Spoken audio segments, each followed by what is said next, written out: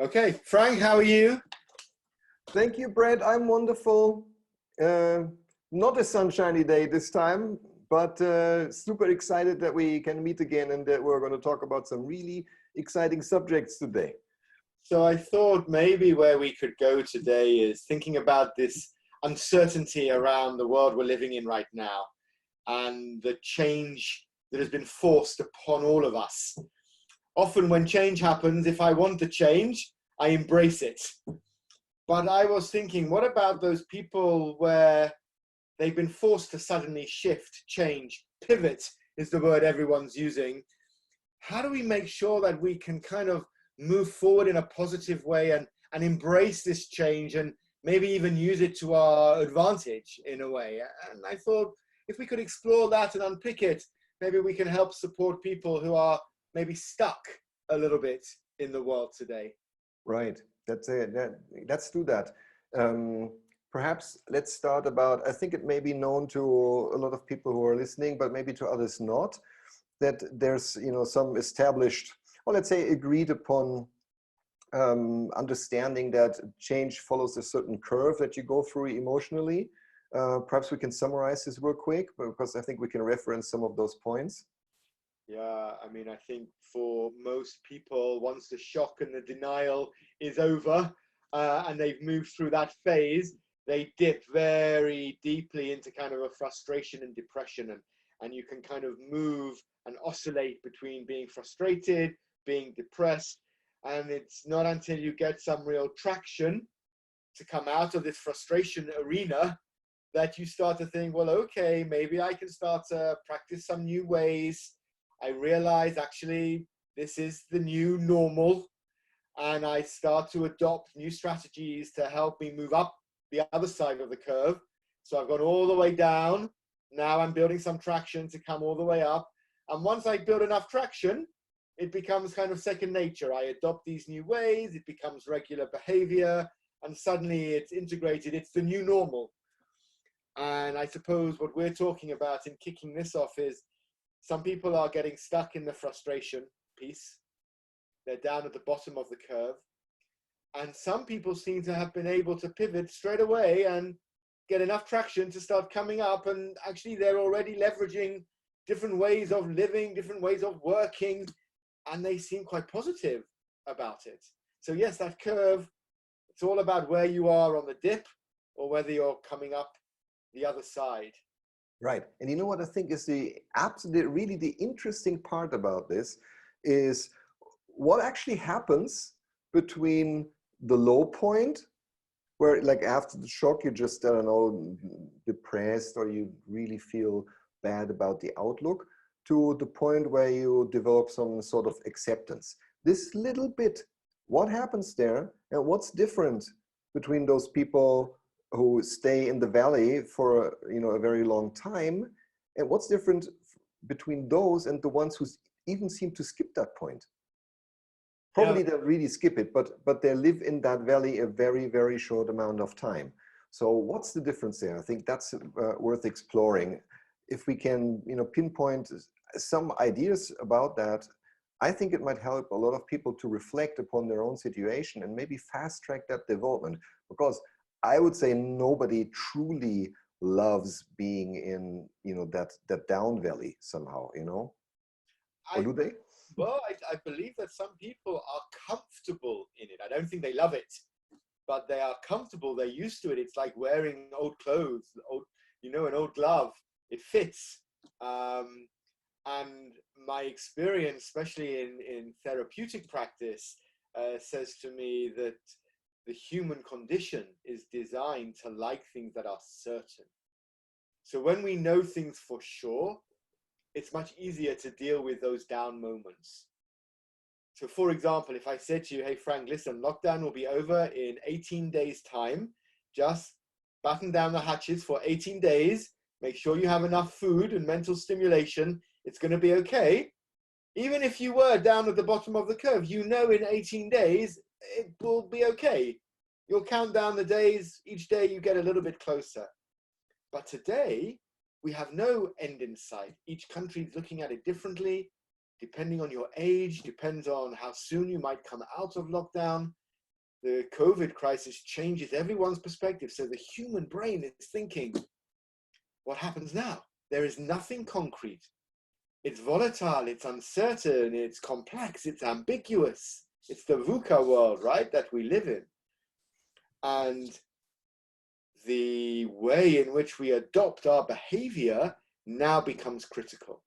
So for people who are able to move very swiftly through the frustration and start to find new paths, they are the ones who will adapt much quicker and find a peace, a calmness, a sense of purpose. And those of us that get stuck will be far more challenged. We're the ones who will be driven by anxiety and stress and all the things that we've discussed on other Real Talk episodes, where the mind takes over and gets us almost completely swamped by the emotion of the moment. Yeah, but how, Brad? How is it actually happening that someone go through this development where they say, okay, I'm down, I'm low, but I begin to accept the circumstances, which may be something simple as my work circumstances have been changing, but other than with other types of changes that may have happened in your life, where, as you point out, you already know there's some sort of end point that is, in time, where you say, okay, this will be over at one point. Now we don't really know. I think it's probably safe to say it will be over at one point, but when, nobody can really say. So you have to live with uncertainty a lot longer. So how can you fast track getting out of that valley? And that's a really good question, right? Because if you look at data, and you look at, say, data supplied by the Hay Group, Stanford University, they tell us that 65% of the world's population don't like change. They like something called sameness with exception. So this means they don't really like change at all, right? Tiny little changes. So when you ask the question, what is it that some people are doing that moves them out of that curve much quicker? It's mindset. It's having the mindset that is able to say, right, what is it I can control? What can I do? We control the controllables, and this is, a psychotherapeutic approach. So what can I control? I can control what I think, I can control how I feel, I can control how I act. And as you start to think, well, actually, it's a choice. I can choose to stay frustrated. I can choose to stay concerned, or I can choose to think, what could I do differently? Could I learn a musical instrument, a language? Could This is, I must say, I think this hits the nail on the head. I also think it is the mindset. I'm just wondering, probably even people that know and compare themselves with others who seem to breeze past the down point while they're still stuck in it, they might also have the conclusion, oh, this guy or this woman has probably a different mindset than me, but why do they not, or what needs to be done, let me ask differently, what needs to be done for those people to, follow the guys that are actually fast tracking through this phase? And I think what you're talking about here is there are some people who are genuinely more resilient than others. It happens. And I think these people are very quickly able to adapt. Resilience is about adaptability in the moment. Can you bounce back and use adversity to thrive? And this is the minority. So we can watch these people from afar and it's like, oh, wow, how do they do that? For most of us, it requires focused attention for me to make some conscious decisions to stop the negative thoughts and to build up a kind of positive psychology, if you like, around when those negative thoughts are in my head, how do I rationalize them and then reframe them? And it's like a two-step approach. One thought comes in, and as the thought comes in, I have to stop the thought, make a rational reframing, and then turn it into something positive. Otherwise, when the negative thought comes in, if I just let it stay there and I focus on it, it just starts to grow inside. Yeah. Then I get stuck. Yeah, this probably needs to be done. That's a good point. I'm wondering, but this is the thing. Unlike you, you have therapeutical experience. I don't have that in this way. So I'm just speaking from my own truth right now, because I believe I'm personally wired to not worry. It's just not a thing that occurs to me very much. And so I'm probably one of those people that just fast breeze through the change valley. And when I see people around me who don't do that, who would not follow me so quickly in that moment, I'd like to help them. But I think it's so, and I would say, so one of the things that I'm trying that sometimes help is I try to make other people not just only stop the bad thought, but proactively think opportunity. So it's, of course, again, mindset. But this is the proactive part of this is, try not to stop don't focus on stopping the wave of things that work against you. Ignore them instead and focus on the opportunity. It could be a business opportunity, it could be a personal opportunity. It could just be seeing the change as something that is just there, like, in a set of cards that you have been dealt in the game. And your opportunity here is just play the best game you can with the cards that you have. And I think, proactively focusing, okay, what's out there for me seems to be automatically contributing to stopping the wave of things that I don't want. Without that, I actually deal with them. And do you find that when you share this perspective with others, they feel like they can adopt it? How do you present it in a way that makes the person who is stuck think, actually, I could look at it from that positive perspective? How do you help them reframe? Yes, that is an interesting question. The truth is the following. I think I can almost always get that point across and get a "that's right, Frank" from the person I'm speaking with. And it will work for the moment, I think, but however, being left alone, only half of them can carry on that kind of thinking forward. Others will just fall back to that old behavior. And maybe those people need a different kind of strategy, right, than the one I was talking about, or complement it with something else. And part of it, I guess, is like most things, when it's behavioral, it's about creating muscle memory, right? It's about practicing it over and over again. And maybe this is the perfect opportunity when we're all stuck at home, whether we're working normal hours or we have some time on our hands, to practice these techniques so that we can get good at them. We can't just do them once and suddenly we're the expert.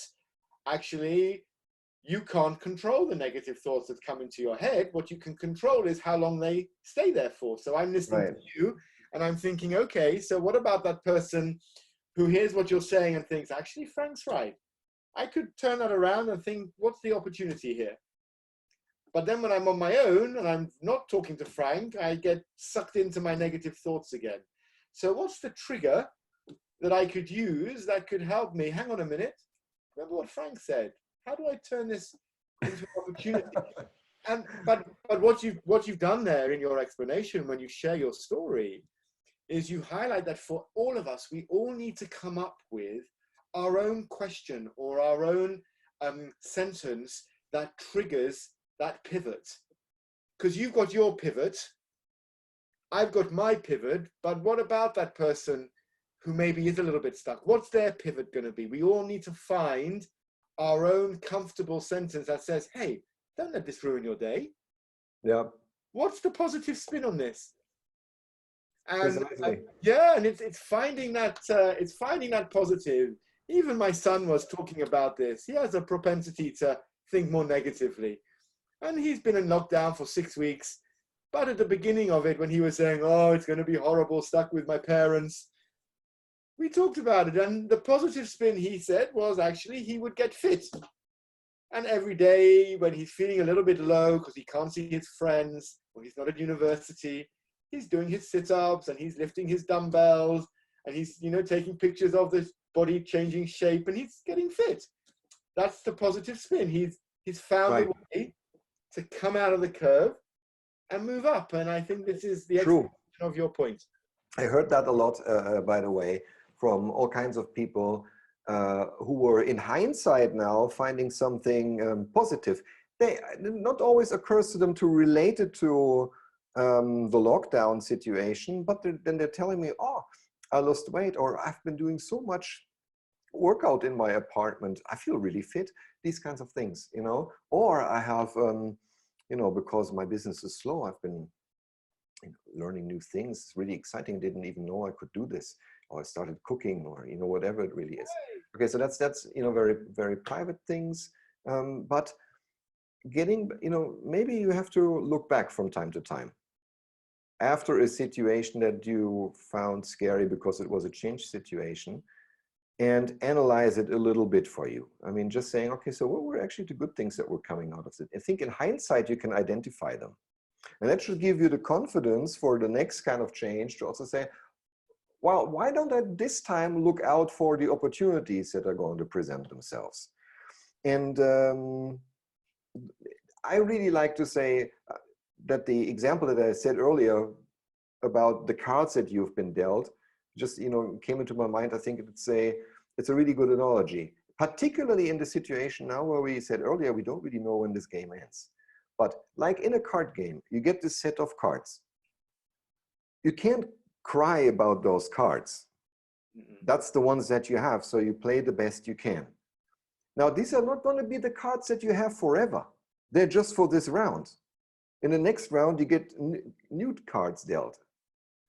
And I think that's the life that will be in more and more these days with the crisis. There will probably be multiple waves of the virus and so on and so forth. But you'll always get a new set of cards. So go and play them the best you can. And I think it's that you touched on something really important though there. It's the acknowledgement and what we call in therapy non-identification. So you have to acknowledge that this is the hand I've got right now, but not succumb and collapse yourself into that hand. It's let me play the best hand I can, and I'll wait for the next cards to come. And then I'll deal with those cards, and they will come. Exactly. Will there always be the best card? Will you ever get the royal flush? I don't know. But does it have to be miserable because of this? No. In most card games, you can even win with terrible cards just because you're playing clever. Correct. You know? Or at least you have the patience to not get too caught up in the moment. And I think you're talking, for me anyway, you're describing the ability to be totally focused on the present, not stuck in the past or worrying about the future. And it's 100%. that, right? That could be the skill we're really talking about here, being present. 100%, Brad. I think in addition that this being in the now, living in the now, it's also again one of those things that that everybody has heard before, but you know, when you're listening right now, whoever you are right now, go and practice it. I don't know if you ever tried it. There's a really big difference between having heard things and actually trying them out, seriously trying them out. And realizing that you might have to try them 2 or 3 times before you find the path that suits you completely. Yes. That's right. Oh, anyway, it just reminds me of something. I don't want to let on to the exact story, but it was about someone who I actually gave exactly that advice, like, you know, try live now, use the moment. Yes, you're right. Then some while later, I asked, how did it go? And they said, yeah, I tried multiple times, and I always failed. And the reason why I was laughing now is because I believe that there are just some people who do love the misery. Right. There, I don't think it didn't work. It's just they didn't want it to work. there are some people who are comfortable when they're stuck because there's something secure in a feeling I know and a feeling I understand.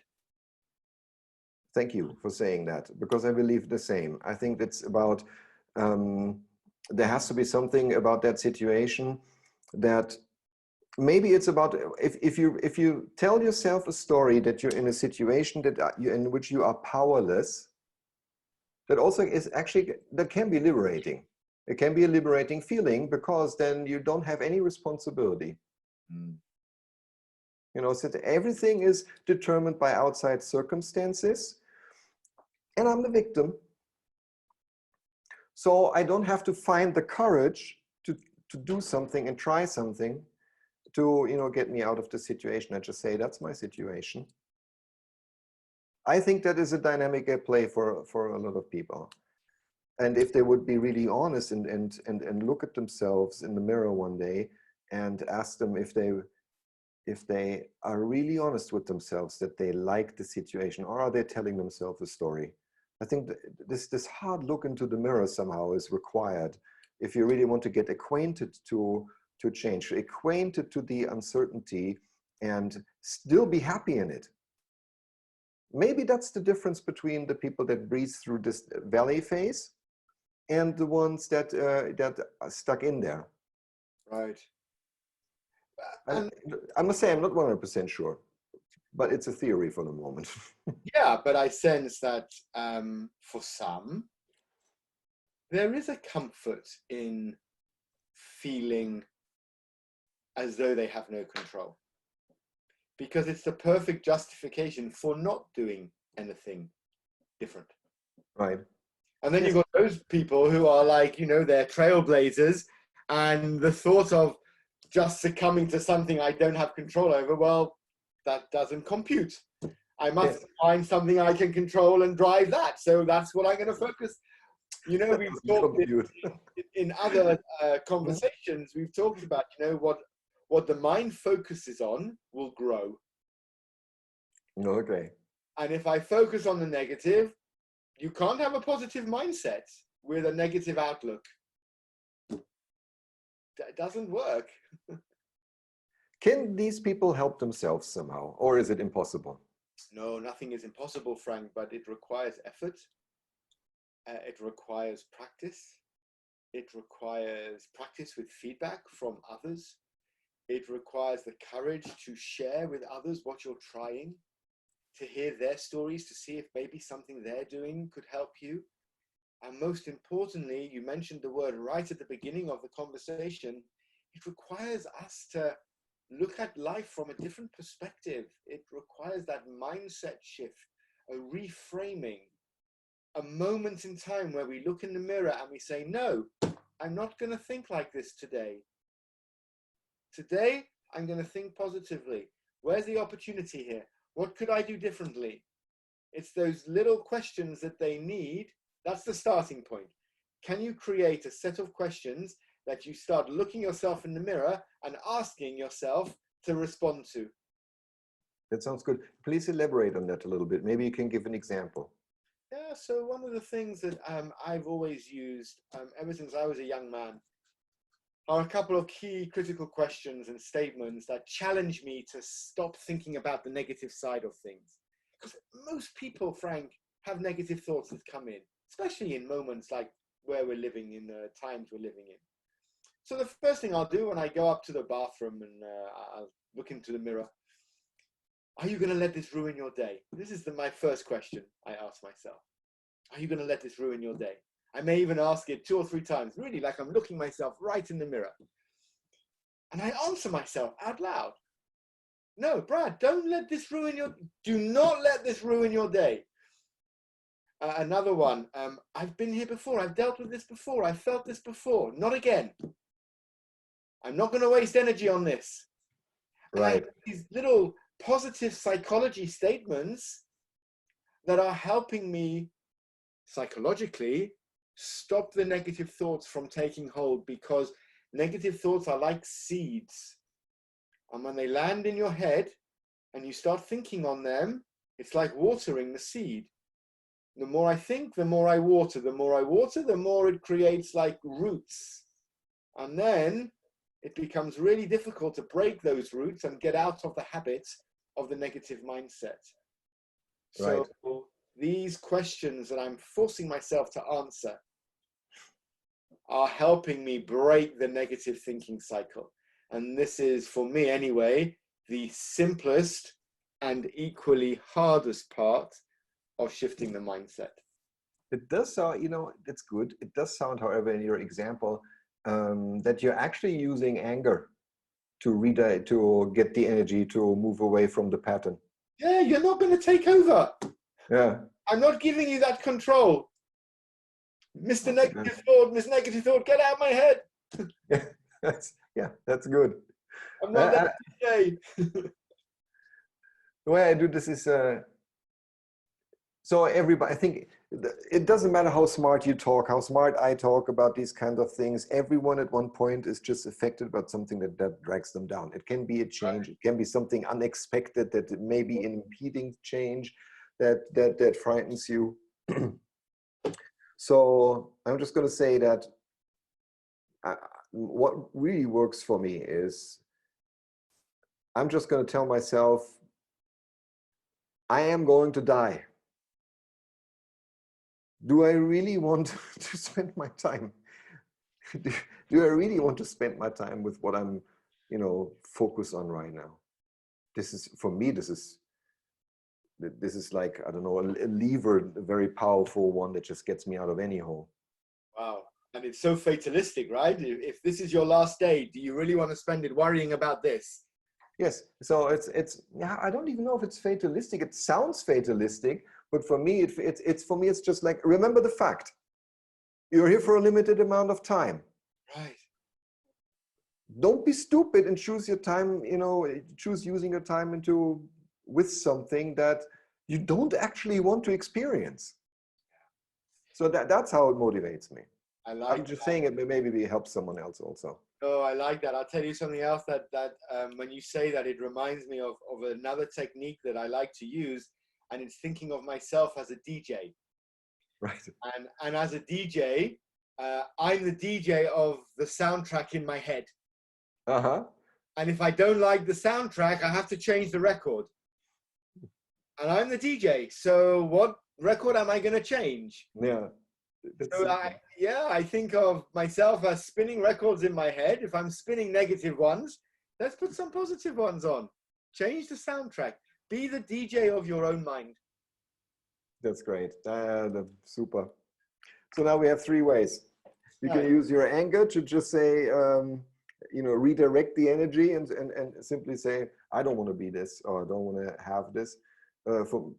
My perspective was just, is this what I want to do with my limited time or not? Or you can have the analogy and say, I think yours is akin to saying, I'm going to tell myself a different story now. Yeah. Change the music. Good. We got something. I like that. Yes.